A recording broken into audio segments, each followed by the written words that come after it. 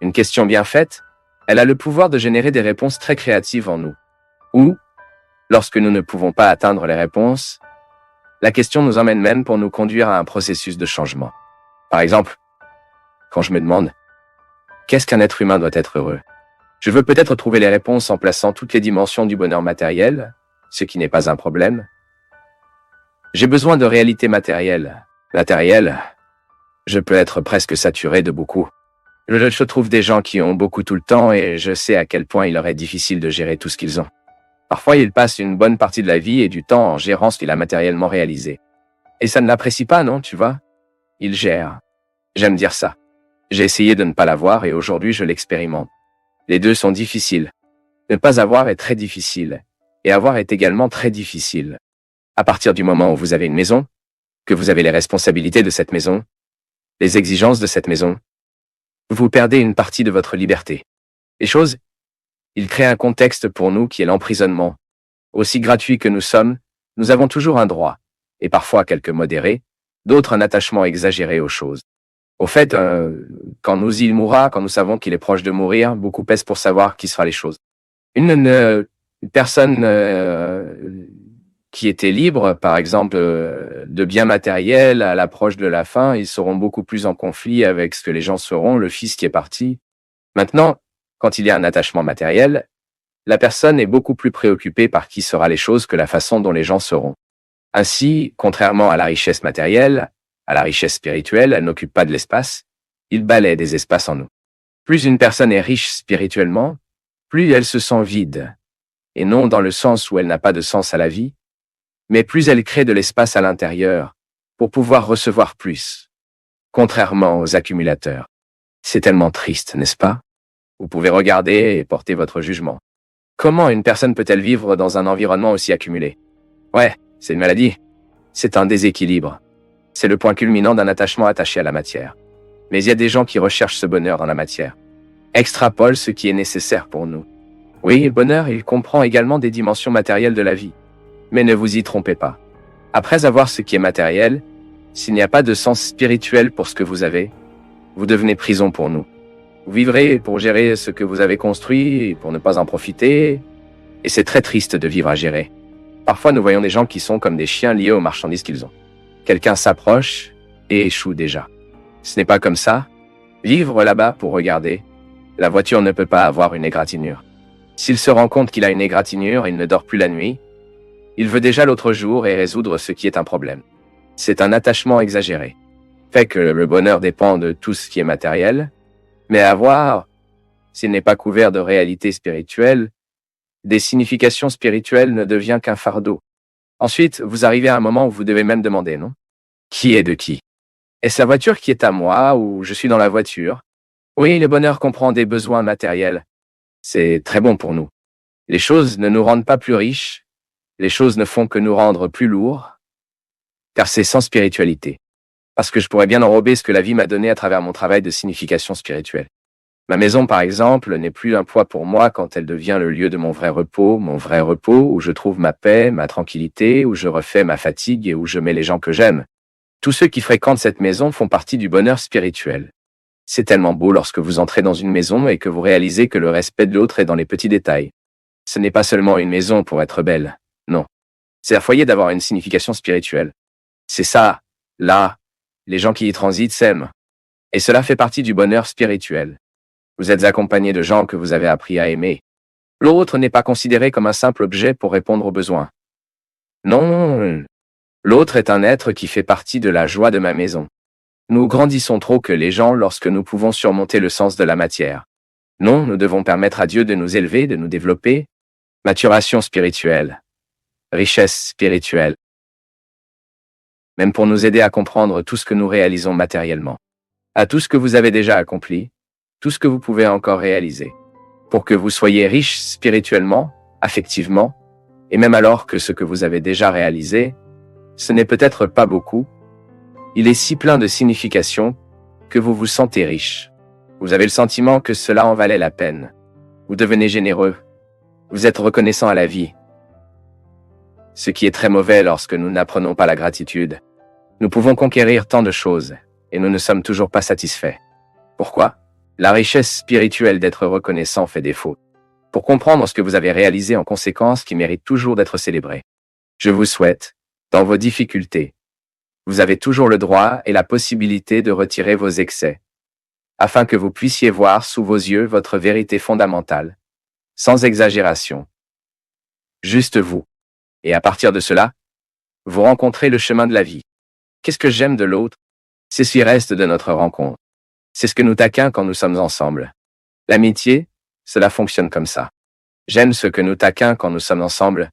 Et c'est si facile à voir, car lorsque vous avez une personne en particulier, la rencontre entre deux génère spirituellement, pas matériellement bien sûr, mais très visible. Pour cette personne, nous tombons amoureux ou avec cette personne, nous avons des implications. Je n'aime pas. C'est ce qui reste de notre rencontre. Maintenant, soudain, si une troisième personne arrive, elle modifie déjà. Naturellement, nous sommes modifiés quand il y a une troisième personne parmi nous parce que nous ne sommes plus ce que nous sommes lorsque nous sommes deux. Vous, lorsque vous êtes avec votre fils seul avec lui, génère une troisième personne que vous deux, si le mari arrive à déjà changer le résultat de cette réunion. C'est pourquoi c'est parfois si difficile après qu'une relation ne sorte plus. C'est toujours des amis, cela dépendra beaucoup de la façon dont nous interprétons cette troisième personne, née de notre réunion. Maintenant, la règle est intéressante pour nous de comprendre la vie affective. Pourquoi ai-je tant de difficultés avec cette personne? C'est notre résultat. La réunion génère un résultat existentiel humain. Pourquoi j'aime tellement être avec cette personne? À cause de ce qu'elle me cause quand elle me rencontre. Il y a des gens qui peuvent extraire de nous quoi les autres ne le peuvent pas. Je passe par une expérience très intéressante qui doit être biographique. Le biographe qui est journaliste Rodrigo Alvarez, en fait, je me sens extrêmement honoré d'être biographique par un homme de la grandeur de Rodrigo, d'un point de vue professionnel, du point de vue humain, un être humain extrêmement qualifié et sensible. Rodrigo est actuellement correspondant de Red Globo à Berlin, mais je l'ai rencontré à Jérusalem lors de la Pentecôte de l'année dernière. Et je me souviens que je suis allé donner une interview pour Rodrigo et avant l'interview, je suis allé à Gilberto du travail de Maria. Pour l'amour de Dieu, il parle à Rodrigo là-bas qu'il a besoin de faire un rapport et nous pensons que vous, Seigneur et Père Reginaldo Manzotti, devriez lui parler. D'accord? Nous y sommes restés en train de discuter avant l'interview. Et il était très curieux de savoir ma façon d'être prêtre au Brésil. Ensuite, notre conversation a continué. Mais ce n'est pas ce dont je voulais parler. Dans cette période de biographe, je dois mettre ma vie sur la table. Je dois me souvenir des faits. Des gens qui m'ont dépassé. Qui m'a aidé à être qui je suis. Et ce qui est intéressant, c'est de réaliser pour prendre ces personnages tout au long de ma vie. Et identifier ce que chaque personnage a causé en moi. Et c'était très intéressant d'identifier certaines personnes du passé. Certaines qui sont mortes. Même qui sont absolument responsables de ma façon d'être aujourd'hui. J'ai déjà été oublié. Ce n'était que dans l'acte de raconter l'histoire de devoir rouler ce passé pour que Rodrigo comprenne ma vie et puisse l'écrire, c'est que j'étais conscient de l'importance de ces personnes dans la configuration de mon caractère. Ils ont arraché des sentiments, des positions, des pensées, des postures que les autres n'ont pas retirées. Le résultat de l'autre en moi, ce que nous taquissons quand nous sommes ensemble. Vous vous êtes mariés comme ça. Si vous avez bien enquêté sur votre mari, si ce n'était pas pressé, vous vous êtes mariés juste parce que vous êtes tombés amoureux de ce qui vous reste entre vous et lui lorsque vous étiez ensemble. Le résultat humain que vous avez connu était bon lorsque vous étiez seul avec lui. Et c'est pourquoi l'amour doit être renouvelé plus tard. Parce qu'en tant qu'enfant arrive dans la famille, cela change la façon dont vous étiez tous les deux. Ils devront adapter leur amour. De la même manière où quelqu'un est déchiré. Par exemple, un couple qui perd un enfant accidenté, une maladie. Les statistiques indiquent que de nombreux couples, après avoir fait face à la perte d'un enfant, passent par le processus de séparation. Est-ce que tu sais pourquoi? La psychologie explique, c'est très simple. Parce que la façon de ressentir et d'interpréter l'absence de l'enfant est différente chez les hommes et est différente chez la femme. Et parfois, il n'y a aucune compréhension, de cette différence. Donc la mère pense que le père n'appelle pas la perte, soit le contraire. Tout dépendra de l'intensité avec laquelle cette perte est ressentie dans son cœur. N'est-ce pas intéressant? Donc quand quelqu'un arrive, la relation de deux sont modifiées, mais aussi lorsque quelqu'un est déchiré, la relation est modifiée. C'est ce que l'autre nous cause. Ce sont les mystères de notre sentiment. Mon peuple.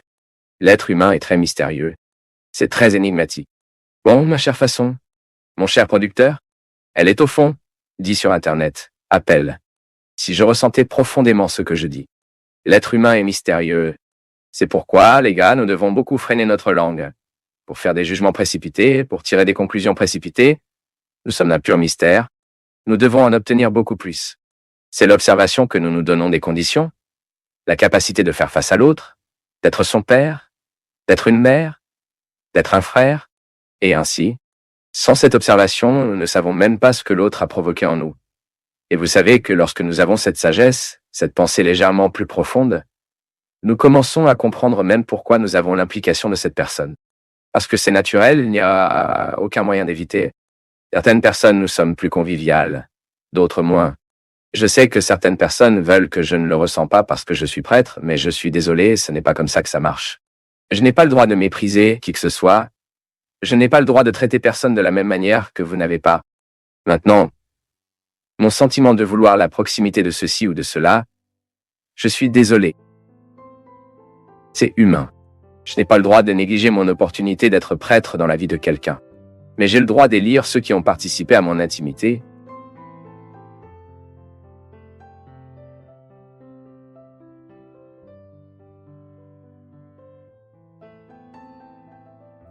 Je tiens à te féliciter. Tu es allé jusqu'au bout d'une vidéo dense et sans raccourci. Cela demande de l'attention, de l'ouverture et du courage. Laisse en commentaire ta ville ou une phrase qui t'a touché. Et si tu penses que ce contenu peut aider quelqu'un, partage-le avec cette personne. Merci, une grande accolade et à bientôt.